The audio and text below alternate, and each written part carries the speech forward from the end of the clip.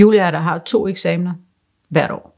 Den ene, det er, når vi køber med pakkalenderen, og den anden, det er, når vi køber med julegaverne. En lille stue, 150 gavesække, strips på, og gavemærker, og nummereret, og i rækkefølger, og i ruter, og alt er pakket og klar.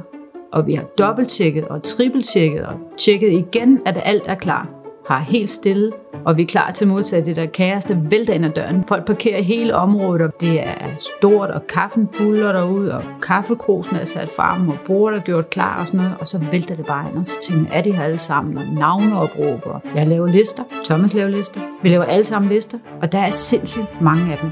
Vi har regler, og vi har strukturer, og vi har retninger, og krammer, og tårer, og fuldstændig et eller andet sted magisk kaos bare sker.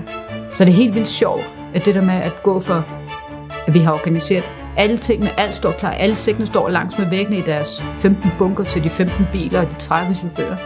Og så er alt ude, og så er helt stille, så kan man lige rydde lidt op, og så vælter de ind igen, og så vælter de ud igen. Og så tænker jeg, hold da. Og når de kører ud med det sidste, så er det så definitivt på en eller anden måde, fordi så er det færdigt, og så er der helt over til næste gang. Så jeg synes, det er faktisk en ret fed følelse.